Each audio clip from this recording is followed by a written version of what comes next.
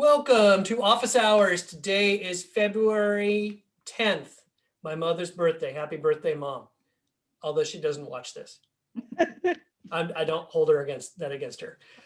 We are here to talk about all things SEO and my mom's birthday.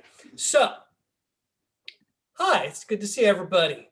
No. Do you have any successes that you want to share before we get into the nitty-gritty details? Yes. Should we arm wrestle on who gets to share first? Does not matter to me. Tricia, why don't you go first? I'll go first. Mine is just for my personal site. I finished the text content for it. I rebranded last year and had not gotten to do a full website, just had a landing page and kind of kept putting it off. And I finally started working on it, and getting the actual text written has been so hard. And so I got that done this week. I'm so happy to have gotten that finished. I don't know what to do, so very happy. That's a big, really. I'm going to piggyback off of yours. My success story is very similar. So I rewrote the content for my homepage. Oh, yeah. And I mean, talk about a hard rewrite. Like, nothing makes me happy. I hate it. And my wife sat down and helped me work it through, help ask questions. What do you mean by this? I feel like it's significantly better. I'm talking about my main site, not the Curious Ant site, but it's not launched yet, of course. But it's like, thank goodness. Like, it feels so much better. I'm so glad I put the work into it. Allie, did you have something? I do. So we had January was a little slow for us as far as traffic goes.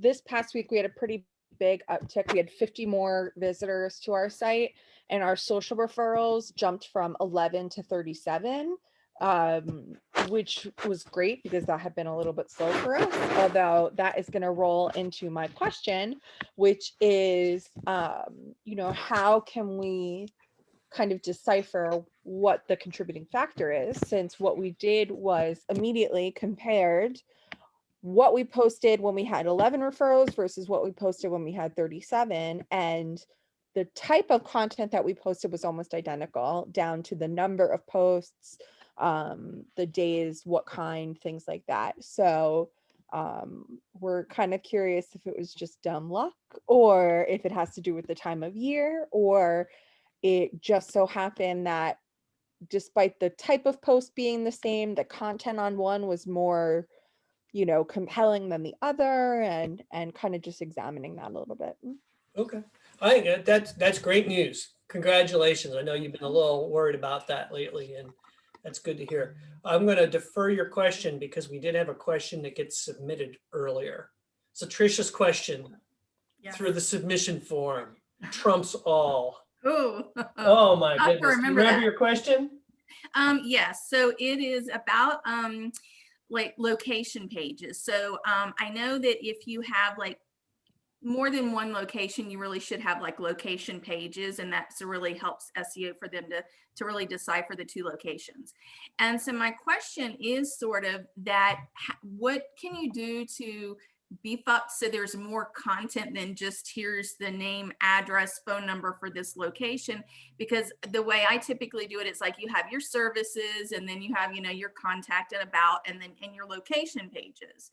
So the one I'm doing has two locations, and so when I do that in the menu, I would have like locations, and then I think like a drop down for each one, or what's the best way to do that?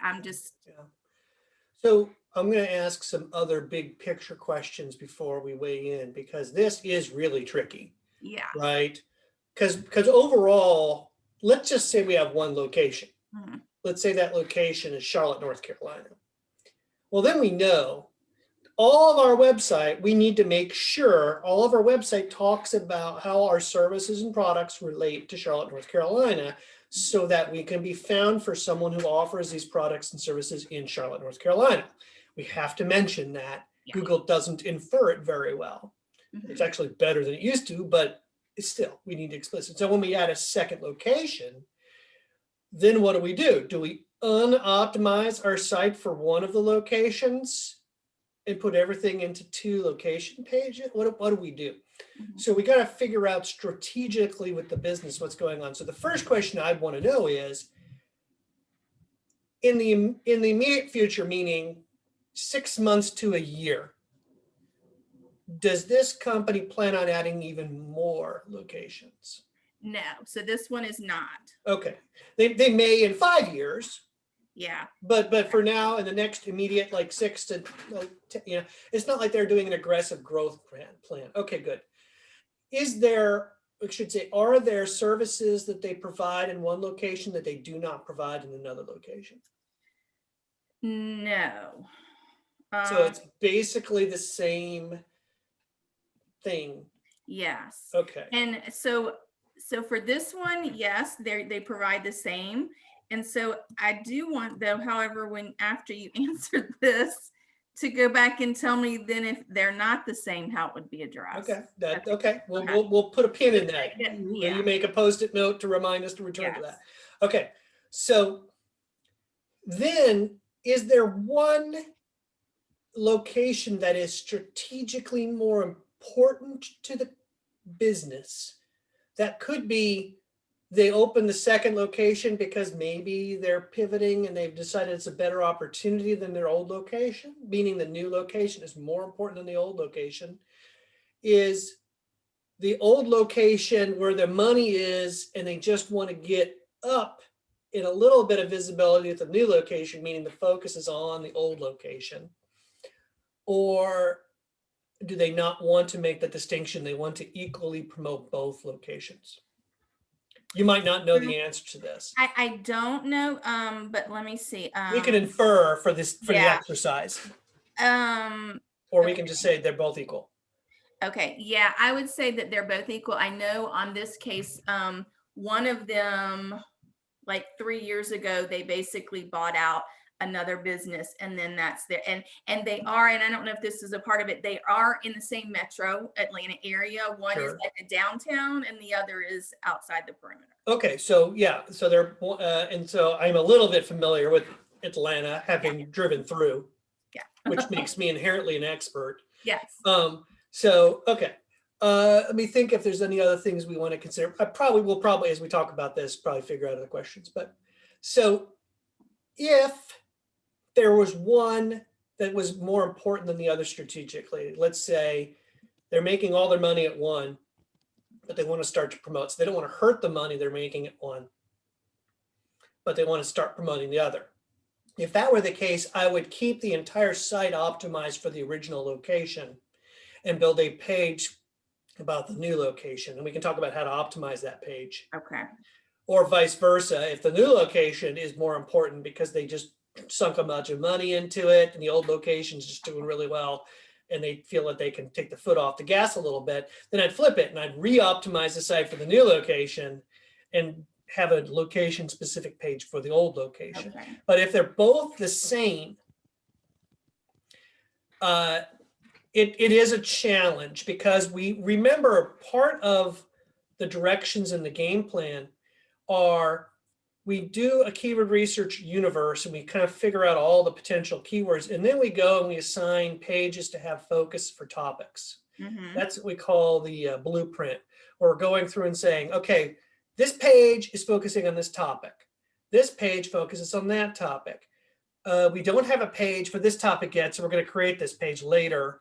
But this page is not really an SEO page because maybe it's the contact us page, and that's not really, we're not trying to rank for contact us. Yeah. So, so that becomes tough. I would probably do the following. If they've already gotten done a lot of SEO work, and okay, that actually makes this a lot easier. Oh, good. Because we're starting from scratch. This right? is one that I'll tell you that they had a website done about a year ago, and I just picked it up in January, and I couldn't figure out, like, when I would search for them, nothing was coming up, and their site wasn't indexed. Okay, that's great, because now we don't have to worry about messing something up. Oh, good. We're Good. I starting like from this. clean slate, right? Perfect. Yeah, it's like, all right, great. So we Okay. can kind of start this. Okay. Now, would you say that this company offers one main service or lots of little services in each location? I'd say one main big service and then a few ancillary services around it. Okay. So one of the things I would do is the keyword research to see if one of these services has significantly more search volume than the others. It could be that some of these services have such little search volume that we can kind of get away with promoting them on one page and we don't have to build a page. So let's say this example, this is a pet grooming store. Mhm. I don't know why I'm thinking about pets. Yeah. Maybe because we all have pets. But so let's say their primary service is dog washing, but they do, but they do cat washing. If you want to bring your cat in there, they'll do cat, and they sell shampoos, and they, sell, gift card, have funny cards about pets. So their main service is washing dogs. So then you could have a page about dog washing in this one location and another page about dog washing in the other location. And then on those pages, you talk about, hey, by the way, we have all kinds of gifts. And you can bring your cat in if you want, we can talk. So we can have two separate pages, each focusing on a new location. Okay. But if let's say cat washing is the new cool thing. God forbid me taking my cat out of the house, let alone washing it. But let's say that's the cool new thing. And now suddenly we realize there's a lot of people searching for cat washing and dog washing. Then we might want to consider building a dedicated page for cat washing in each location as well. Okay.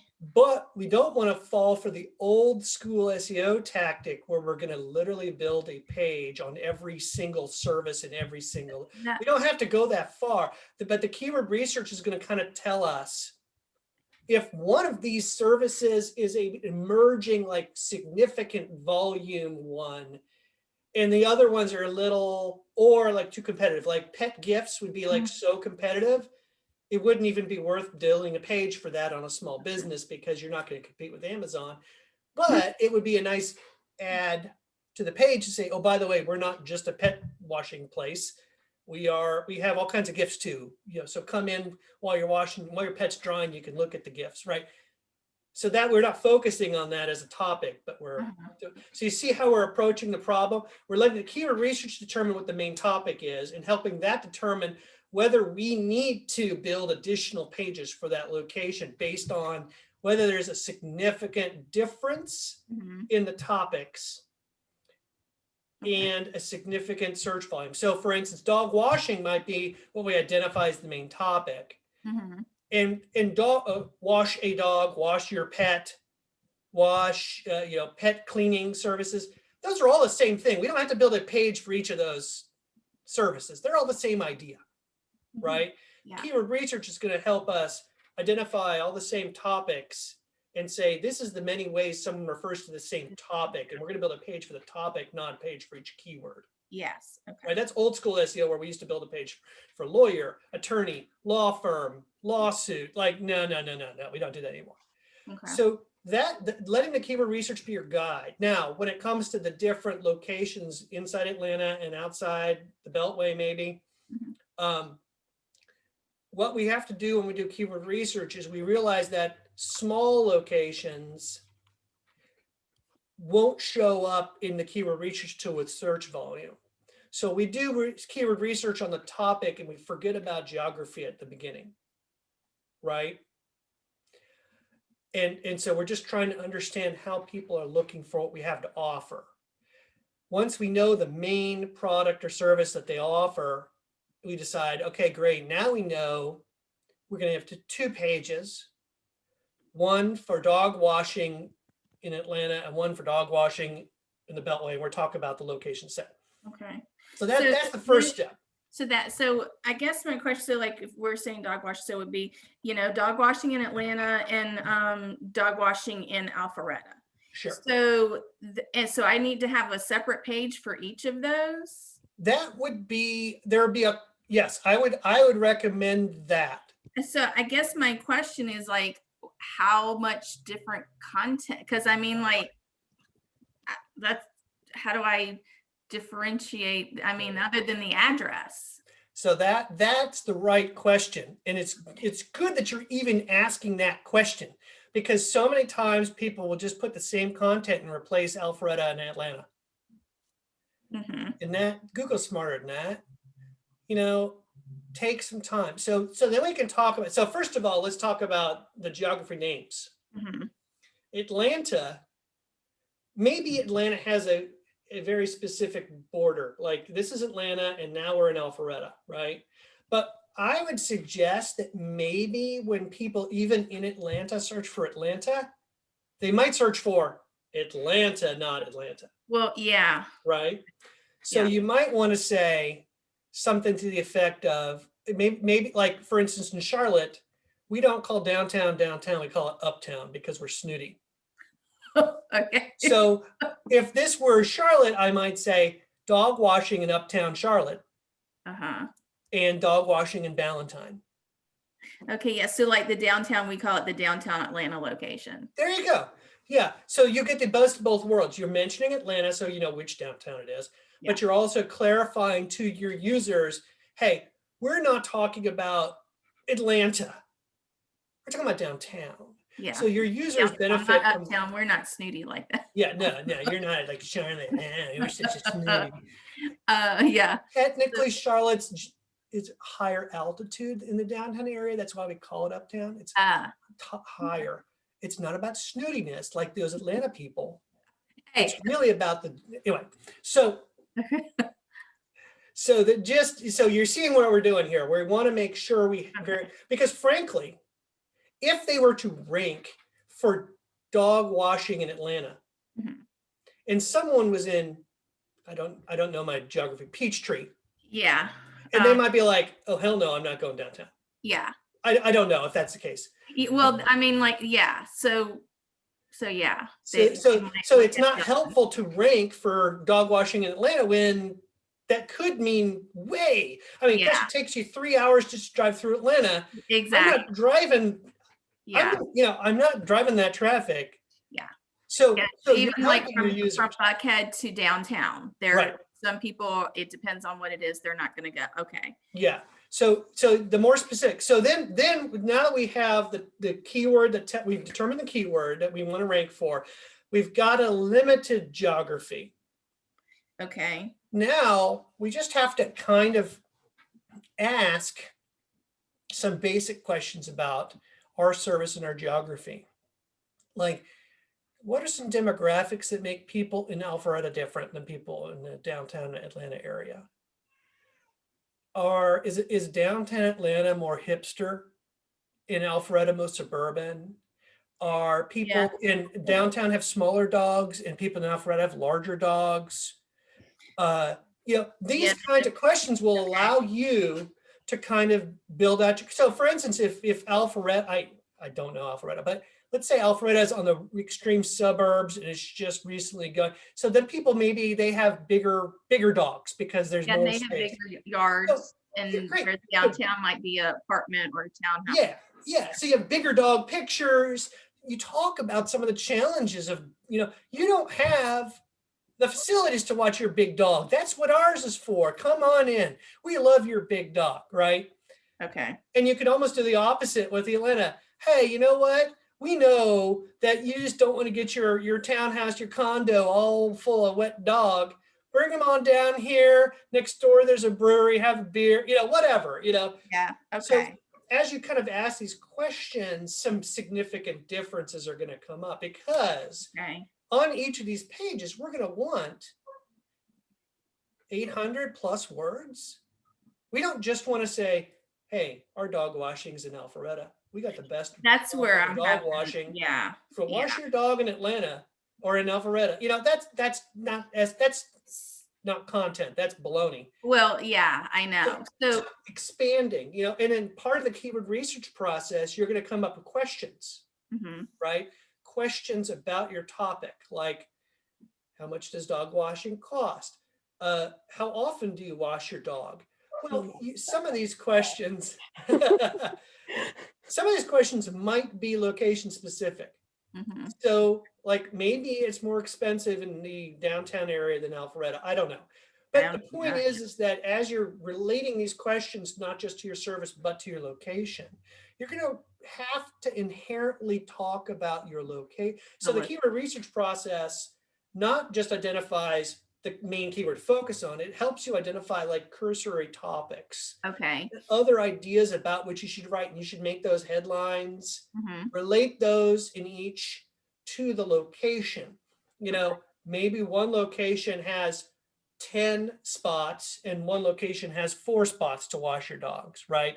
Mhm. So great, now we know what to talk about. You know, our new big facility in Alpharetta can handle 10 dogs at a time, you know, or Atlanta downtown, well, we have 4 spots, so be sure you make a reservation. You know, now already Yeah. making more content that's unique for each page, that's Okay. not baloney SEO content, Yeah. that's not repeated, and gosh, it's really helpful. Yeah. It's So unique and interesting. when we do that, is there anything that should on that page? I'm sorry, Moxie's outside barking her head off. I don't know if y'all can hear her or not. But okay, good, because she wouldn't stop. She's barking the neighbor dogs. Okay, so is there anything I should put on there specific, like for instance, let's say the downtown one, about the location, like, you know, like let's just say it was located near Piedmont Park, and like would you talk about that and maybe have some, how does that, Yeah, any type of, do you yeah. pull stuff like that in? That's a great long tail example, right? So someone going to look for a dog washer in our example in downtown Atlanta. There's any number of ways they could be looking for a dog washer in downtown Atlanta. They might be, I need a dog washer near such and such park. I need a dog washer on this road. And we're never going to be able to anticipate all the many ways someone could be looking for a dog washer Mm-hmm. or dog washing facility near them. They might search for these kinds of things. You know, like in the dog washing example, that's a great one near a park. Yeah. So that would be a fun way to say, hey, you take your dog to the park, they have a great time, they get all muddy, come on, bring them by, wash them off before you take them home, right? Yeah. You know, so those kinds of things can help you generate ideas Okay. and really start thinking about, but the process I'd use, so we don't get too deep into dog washing, is do the keyword research process. As you do that, you're going to find topics about which you want to write.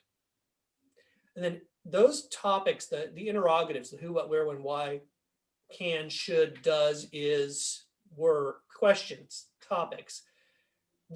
Some of those can be really unique to each location. And it will be really helpful to the people who's visiting that page to see your topic as it relates to their question and the location there. So then then theoretically, they might go to the other location and see, well, what's the difference? Which one do I want to go to? And they can see the advantages and distinctions, and because maybe they're between Alpharetta and downtown and they might want to pick. So now we're distinguishing and helping them make that decision. Okay. Now,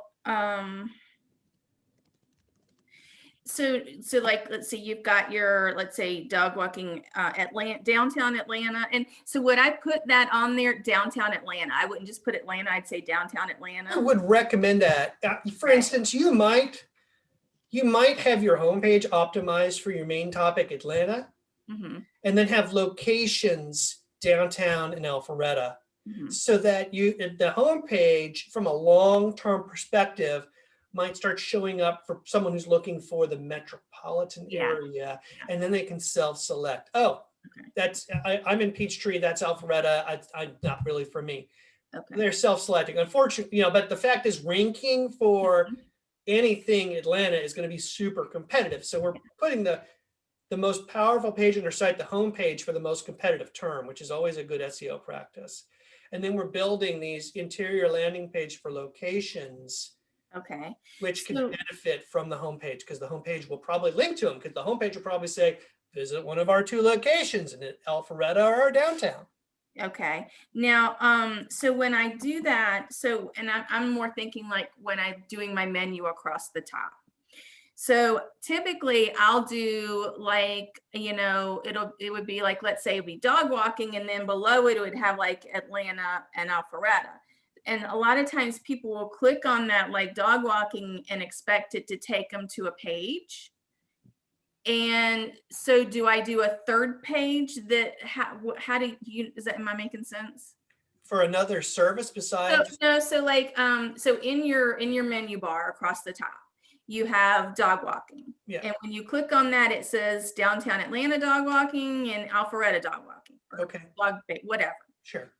And so, and they would select from those 2. Well, if they click on just dog walking, the top one that has the 2 that go down, what should happen? So I this is just a personal pet peeve. I hate menu items that don't go anywhere. It's me too. That's why Right. I'm I think asking. it's confusing and frustrating. It Yes. feels like the site's broken until you realize it's not. Yes. Yeah. So since we're only dealing with 2 locations, Mhm. and let's assume for a moment that the main topic for each location is there's one clear differentiator and not a bunch of topics. Okay. So maybe rather than a dog walking and then each location item, we have an item for downtown and an item for Alpharetta in the menu. Okay. So you land on the homepage, or any page for that matter. And then in the menu, it says downtown location, Alpharetta location. So it immediately helps people identify, and then they can click on each of whichever one they want. Mhm. So we're not having a drop down, we're having 2 different items in the same menu. That avoids having to build another page dedicated to the main topic. That's what I was thinking, but okay, so, Since we're only dealing with 2 and we're not in the for a while at least going to add more.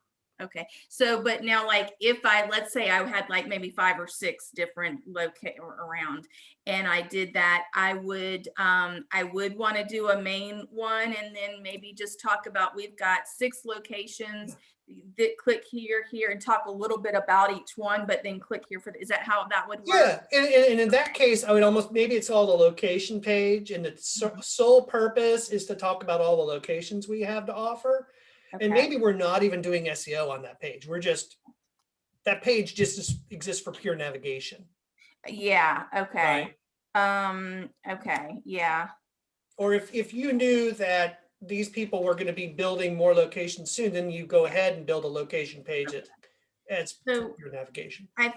So I think for now, that's just kind of to know for the future, but for now, it's just going to be the 2 locations. So I guess my one thing I'm worried about is like the menu, how much stuff is on there. So like, would I have downtown Atlanta dog walking, Alpharetta dog walking, and then other something else, and then the contact, all of those across the Yeah, well, you don't have to put the full keyword in the menu.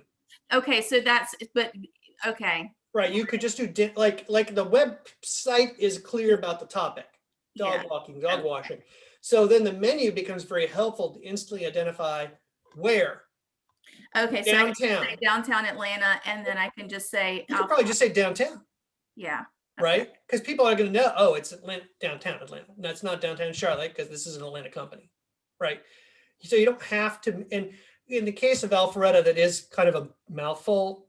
Yeah. That might be hard to, but I think if you just do downtown and Alpharetta, people will put it together. But you know your location better than I do, and it might be that you need to say downtown, because maybe Well, I think, maybe Peachtree Corner has a downtown that's, I don't know, right? yeah, no, I think that because like the main, when you go to the main site, it talks Atlanta, Atlanta's blah, blah, blah. So I think that makes sense to just have downtown. Okay, that does help clarify a lot. Yeah. Okay. Now I just have to like remember all of Like, it. side note, it's kind of a genius idea to open up a dog wash across from our park. Like, Yeah. Oh, I know. I know. I sort of want to go get like a business loan and do that, because I cannot tell you how many times I'll take my commission for my good idea. has slid like butt first into a mud puddle, and I've been calling every dog groomer in like a 10-mile radius, trying to see if anyone has an opening. Yeah. But, Okay, so this helps a lot, and I'm good if we, had you told me everything, David, that? I think we got it. I want to get to So- Ally's question. Yeah, I want to get to hers. Then we'll and return to yours I if we do have want time. to come back if we have time to finish up one other little thing that's, okay. Okay, great question. Thank you for asking. That is a real challenge because there's a lot of things to juggle. Yeah. It's a common problem. All right, Ally, explain to us, recap your success in the problem that has ensued. so we had a sort of dramatic uptick in social media referrals from Google Analytics this week compared to the last week. By dramatic, it more than tripled. It went from 11 to 37. So I immediately contacted our staff member who does their social media postings and had her compare the type of posts from the week before with 11 to the current week with 37, and the type of posts were almost identical. So we are a little bit baffled as to what was the reason for such a dramatic uptick. Is it just the time of year? Was it the actual content of the post, not just the type of the post? Was it dumb luck? Like, what can we figure out? What is, who gets the credit for that piece? Yeah. So the couple questions that come to my mind that you might not know offhand, but maybe we look at your analytics. First of all, what metric grew? Was it users or sessions? It was what metric group? Users or sessions? That's a good question. Check. It's the little pie chart. So whatever that is. So the pie chart is percentage, right? Yeah. So your percentage of, so this came off your dashboard. Sorry, no, our social was 22%, but the referring website, so it's the sessions. It was the sessions that came in. But is the thing that grew percentage or the thing that grew number of sessions? Number of sessions. Okay, so number of sessions. So just to be clear, and we'll get into this once we get to the Google Analytics IQ certification, there are two ways to measure traffic. One is how many users and one is how many sessions. So a user can come several sessions. In other words, a visitor can come several times, can visit the website several times. So that's the distinction we're making. A session is actually a time someone visits a site. It's confusing. I also just pulled up the comparison to see, and as far as sessions percentage wise, it did, sorry, I was wrong when I said 23%. It jumped from 6% up to 14.5%. So that's percent of total traffic to the site, which, Correct. yeah, the percentage isn't necessarily the most important thing. The number of sessions went up. So now that we know we're dealing with sessions, not users, for instance, did the users go up?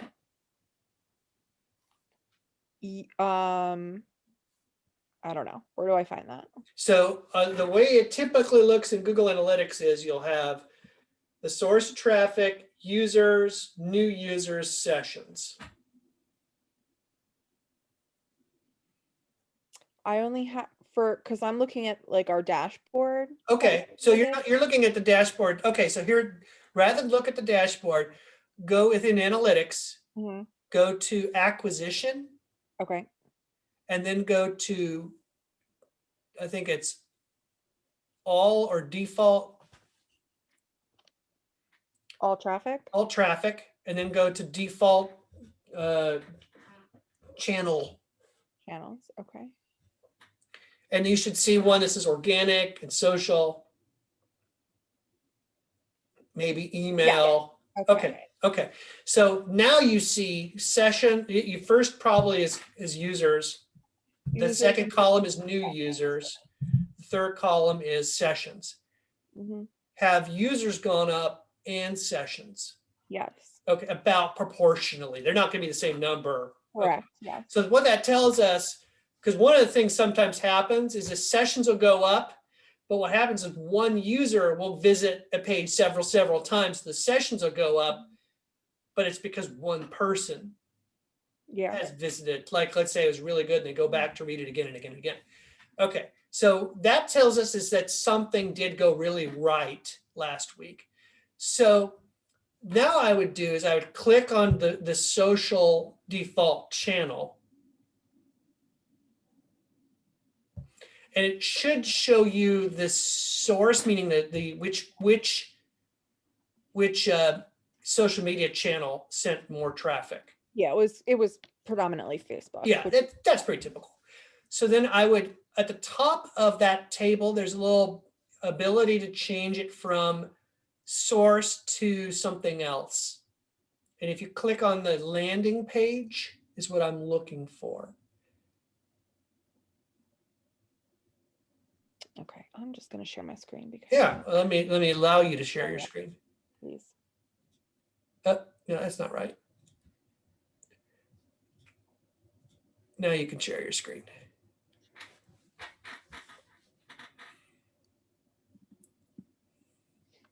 Okay.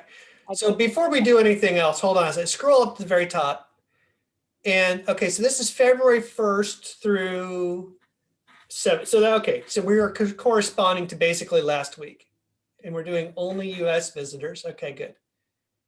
Okay. So yeah, basically the week great. before too. I just wanted to see what dates we're comparing. Cool. That's great. So scroll down a little bit. Let me see the table. Okay, so yeah, you've already changed the landing page. Mm-hmm. Scroll up, just let me confirm something real quick. At the top of your page that we are only, keep going up a little bit. There we go. So all default channel grouping social. So we're only looking at social traffic. That's great. So go down. And we're going to see to which page these went to see if we can identify Okay, I see. a place. Okay. That's the home page. The podcast got 2 more. I don't know what this is. So that is a Facebook tracking ID to the home page. Oh. See FB CLID. Okay. Oh, I see. So it looks pretty distributed, like a bunch of things. Yeah, you could do 50 because we have 36 potential pages that have had traffic in the last 2 weeks. Looks like So, there's an event. A bunch of people are looking at events. Well, that's true. Is there an event that's happening sooner than last week than this week? Or this week than last week? There was a meetup on Monday. So it's possible that people were clicking on that post from last week as a reminder. Yeah. On Monday. So one of the challenges here is every click from Facebook gets a new Facebook CLID.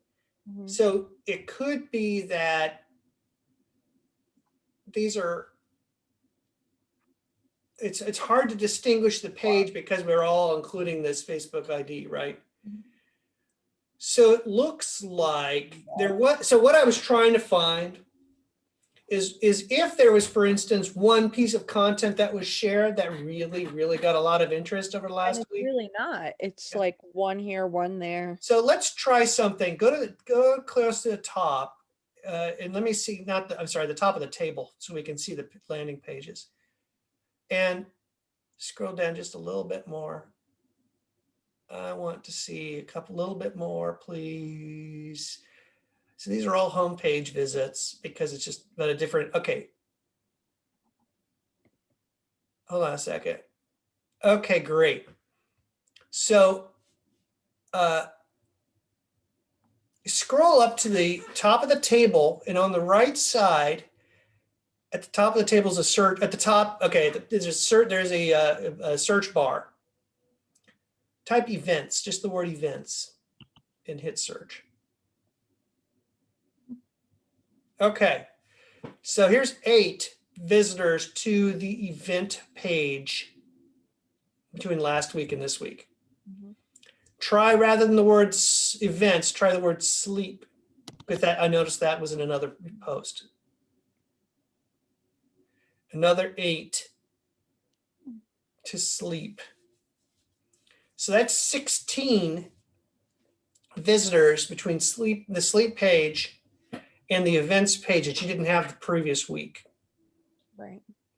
So what I'm not seeing is that there was like one piece of content that was shared by your social media person Yep. that was like gangbusters, Mhm. right?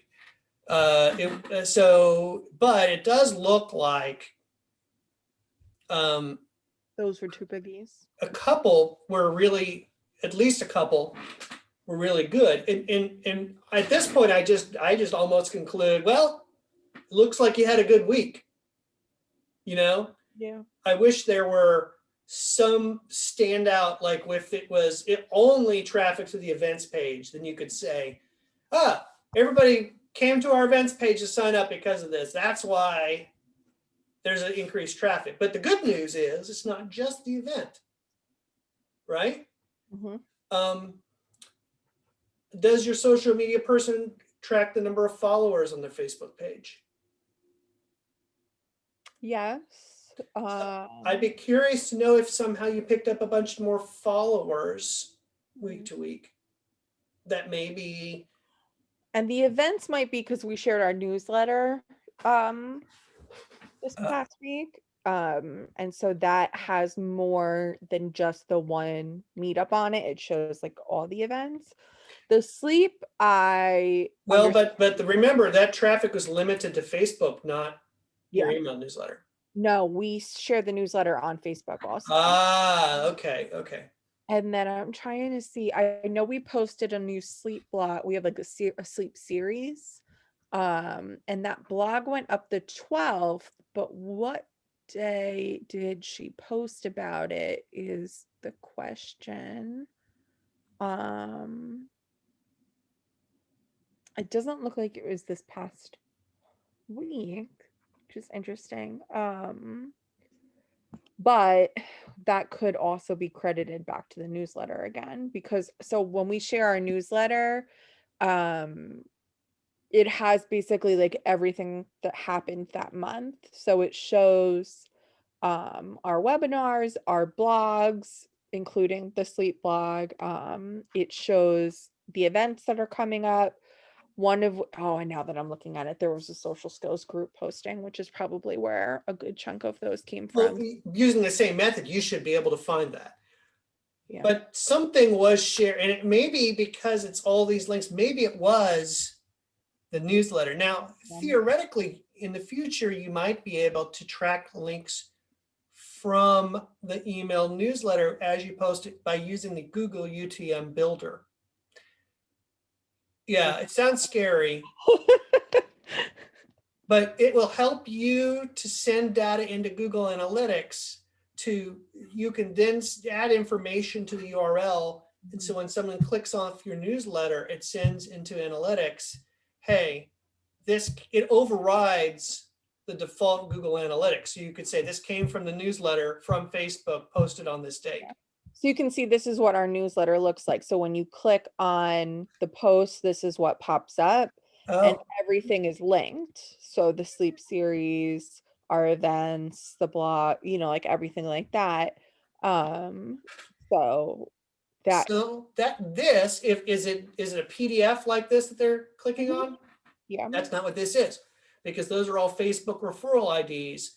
And these are not adding Facebook referral IDs in the URL tracking.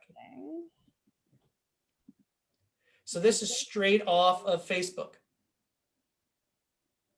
Yeah, because it is from a PDF. That's right. So you could add the URL builder tracking to the PDF links and you know it's coming from the PDF. But what that tells me is that it was definitely not the newsletter. It might not be the newsletter. I'm pretty sure it's not, because those are coming from Google Drive, I think. Or Google may not allow you to track those unless you put a UTM builder in it. I haven't really played with tracking links off Google Drive. Interesting. So I'd say initially it just sounds like you just had a good week. It doesn't sound like there was anything that was really stellar, right? There wasn't like one post that really, but then again, if you're a social media person, did not share from Facebook links to these specific things, then there's something else going on. So you received a copy of all the content was shared over that time. Mhm. And were any of those contacts linked from those pages we looked at, the event or the sleep, linked from directly from Facebook in the content that was shared?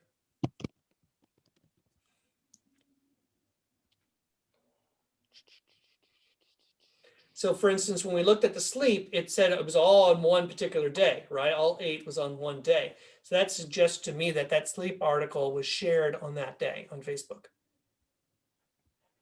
And you could then go into Facebook and look at the content shared on that day and say, it is either a post that was published on that day, or if it happens to be the Google Doc was shared on that day, then maybe there is some ability for Facebook to link. Well, this is what I had her send me. It wasn't the actual content, it was just the type of content. Yeah. So you can see it was blogs both times. Newsletter, outside news. So it really wasn't like there was no direct link to like an event or anything shared, except on Instagram, which sometimes I think that because Facebook owns Instagram referrals read as Facebook referrals That because could be, Instagram referrals don't read as Instagram. right. So that could definitely be something because we did post about the meetup there. And we did an Instagram story with our newsletter in it also. And I don't know if that links differently or not. Yeah. Um, I would be very surprised if a link off of Google Drive got a Facebook tracking code associated with it, because that would mean Google would have to allow Facebook to add that in there. right. I don't think Google would do that. Yeah. So this is a great question. I love how you use data always to do these things. This is great. I wish we had a clear answer, and it's not. So I don't know if you know this, but the industry that we work in is data driven, which is why we tend to yeah, good. use data in everything that we do. That's good. That's great. Yeah, clearly that's true. Yeah. I have 5 minutes yet. Can we answer your question, Tricia, in 5 minutes? I'm not sure because I have to go back to think what it was. So I might have a 5-minute question. Oh no, you're gonna get preempted. yeah, let her go ahead, and then next I'll think of it more concisely and write it down for next week. Okay.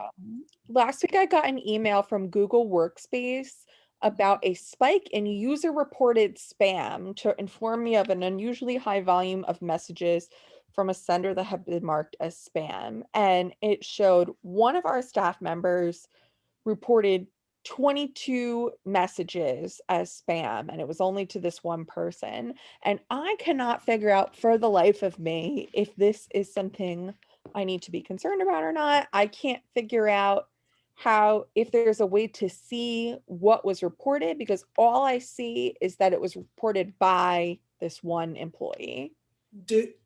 Is this a report from, are you using Google Apps to do your email?